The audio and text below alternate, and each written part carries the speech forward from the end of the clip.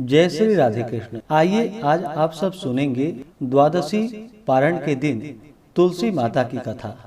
जो भी भक्त सच्ची श्रद्धा के साथ भगवान विष्णु का पूजन करते हैं, भगवान शालिग्राम का पूजन करते हैं, माता तुलसी का पूजन करते हैं, एकादशी का व्रत करते हैं, इससे भगवान श्री हरि विष्णु अति प्रसन्न होते हैं और अपना कृपा प्रदान करते हैं। एकादशी का व्रत जो कि सभी प्रकार के पापों को नष्ट करने वाली है और व्यक्ति के जब पाप और ताप नष्ट होते हैं तो उनके पुण्यों का उदय हो पाता है और सभी प्रकार के फिर सांसारिक सुखों की प्राप्ति होती है।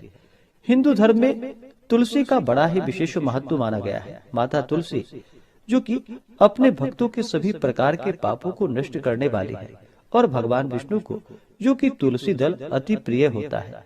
बिना तुलसी दल के भगवान विष्णु उस पूजन को स्वीकार नहीं करते हैं और जहाँ पर भी तुलसी का वृक्ष होता है वहाँ पर यम के दूत भी असमय नहीं आते जाते।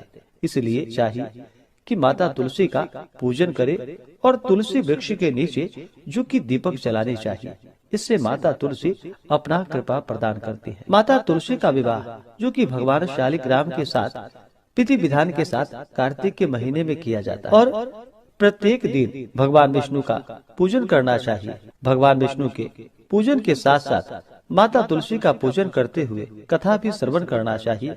इससे भगवान विष्णु और माता तुलसी का कृपा प्राप्त होता है। तो आइए सुनते हैं द्वादशी पारण के दिन तुलसी माता की कथा। अगर आप एकादशी व्रत द्वादशी पारणा तिथि के दिन ब्राह्मण दक्षिणा, अन्नदान, वस्त्रदान, गौदान आदि के लिए देना चाहते हो तो आप अपनी श्रद्धा और सामर्थ्य के अनुसार हमें डिस्क्रिप्शन में जाकर के वहां से गूगल पे, फोन पे या अकाउंट नंबर के माध्यम से आप अपने श्रद्धा और सामर्थ्य के अनुसार हमें ब्राह्मण दक्षिणा प्रदान कर सकते हैं।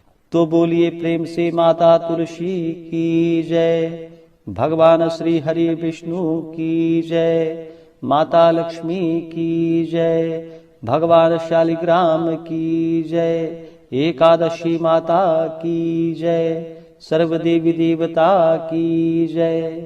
तुलसी से जुड़ी हुई एक कथा जो कि बड़ी ही प्रचलित है। श्रीमद् देवी भागवत पुराण में इनके दिव्य अवतरण की दिव्य लीला कथा भी बताई गई है। एक बार भगवान शिव ने अपने तेज को समुद्र में फेंक दिया। उससे एक महातेजस्वी बालक ने जन्म लिया। यह बालक जो कि आगे चलकर जालंधर के नाम से पराक्रमी दैत्य राजा बना।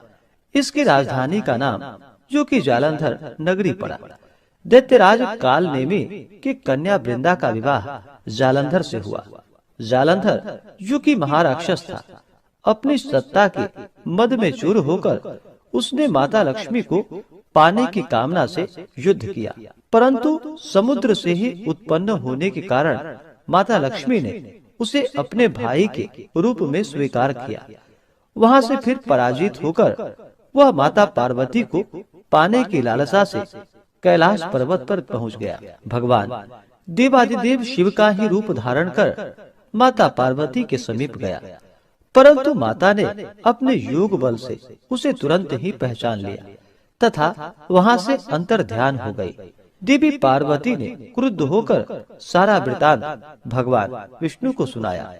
जालंधर की पत्नी वृंदा अत्यंत ही पतिव्रता स्त्री थी। उसी के पतिव्रत धर्म की शक्ति से जालंधर ना तो मारा जाता था और ना ही पराजित होता था। इसलिए जालंधर का नाश करने के लिए वृंदा के पतिव्रत धर्म को भंग करना बहुत ही जरूरी था। इसी कारण भगवान विष्णु ऋषि का वेश धारण कर वन में पहुँचे। वहाँ वृंदा अकेली ही भ्रमण कर रही थी, वहाँ पर घूम रही थी। भगवान के साथ दो मायावी राक्षस भी थे, जिन्हें देखकर वृंदा भयभीत हो गई। ऋषि ने वृंदा के सामने पल में दोनों को भस्म कर दिया। उनकी शक्ति को देखकर वृंदा ने कैलाश पर्वत पर महादेव के साथ युद्ध कर रहे अपने पति जालंधर के बारे में पूछा। ऋषि ने अपने माया जाल से दो वानर को प्रकट किए। एक वानर के हाथ में जालंधर का सिर था तथा दूसरे के हाथ में धड़ था। अपने पति की यह दशा को देखकर वृंदा मूर्छित होकर वहीं पर गिर पड़ी। होश में आने पर उन्होंने ऋषि रूपी भगवान से विनती की कि वह उसके पति को जीवित करे। भगवान ने अपनी माया से पुनः जालंधर का सिर धड़ से जोड़ दिया, परंतु स्वयं भी वह उसी शरीर में प्रवेश कर गए। वृंदा को इस छल का जरा भी पता न चल पाया। जालंधर बने भगवान के साथ वृंदा पतिव्रता सा व्यवहार करने लगी, जिससे उसका सतीत्व भंग हो गया।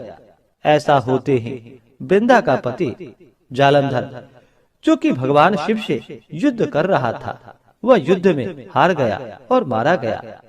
इस सारी लीला का जब वृंदा को पता चला तो वह क्रुद्ध होकर भगवान विष्णु को, जो कि शिला होने का श्राप दे दिया तथा स्वयं भी सती हो गई।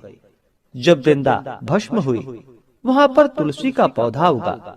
भगवान विष्णु ने वृंदा से कहा कि हे वृंदा, तुम अपने सतीत्व के कारण मुझे लक्ष्मी से भी अधिक प्रिय हो गई हो। अब तुम तुलसी के रूप में सदा ही मेरे साथ रहोगी। जो मनुष्य मेरे शालिग्राम रूप के साथ तुलसी का विवाह करेगा, पूजा करेगा, उसे इस लोक और परलोक में विपुल यश की प्राप्ति होगी। जिस घर में तुलसी होती है, वहाँ पर यम के दूत भी असमय नहीं आ जा सकते। गंगा व नर्मदा के जल में स्नान तथा तुलसी का पूजन बराबर माना जाता है। चाहे मनुष्य कितना भी पापी क्यों ना हो, मृत्यु के समय जिसके प्राण मंजरी रहित तुलसी और गंगा जल मुख में रखकर निकल जाते हैं, वह पापों से मुक्त होकर वैकुंठ धाम को प्राप्त होता है। जो मनुष्य तुलसी व आंवले की छाया में अपने पितरों का श्राद्ध करता है, उसके पितर भी मोक्ष को प्राप्त हो जाते हैं। इस प्रकार से जो भी भक्त सच्ची श्रद्धा के साथ भगवान विष्णु का पूजन करते हैं, भगवान विष्णु को तुलसी दल अर्पित करते हैं, भगवान शालिग्राम का पूजन करते हैं, माता तुलसी का पूजन करते हैं, भगवान शालिग्राम के साथ माता तुलसी का विवाह संपन्न करते हैं, उन्हें विपुल यश की प्राप्ति होती है तथा सभी प्रकार के पापों का नाश होता है तथा सभी प्रकार के मनोरथ सिद्ध होते हैं। तो बोलिए प्रेम से भगवान विष्णु की जय, माता लक्ष्मी की जय, तुलसी माता की जय, भगवान शालिग्राम की जय, सर्वदेवी देवता की जय। इसी प्रकार से जो भी भक्त सच्ची श्रद्धा के साथ नियम और निष्ठा के साथ भगवान विष्णु का पूजन करते हैं, भगवान शालिग्राम का पूजन करते हैं, तुलसी माता का पूजन करते हैं, उनके सभी प्रकार के दुख और कष्ट दूर हो जाते हैं तथा भगवान विष्णु की कृपा से, माता तुलसी माता लक्ष्मी की कृपा से व्यक्ति के सभी प्रकार के पाप और ताप नष्ट हो जाते हैं तथा सुख और समृद्धि की प्राप्ति होती है। तो आशा करता हूँ कि यह जानकारी आपको अच्छा लगा हो। ऐसे ही ज्ञानवर्धक जानकारियाँ प्राप्त करने के लिए हमारे इस चैनल पे अगर आप नए हैं तो चैनल को लाल बटन दबा करके सब्सक्राइब करें, साथ में बेल आइकन घंटी को दबाएं ताकि मेरे वीडियो का नोटिफिकेशन आपको समय से मिलता रहे। वीडियो को लाइक करें, शेयर करें, सुखी रहें और स्वस्थ रहें। जय श्री राधे कृष्ण। धन्यवाद।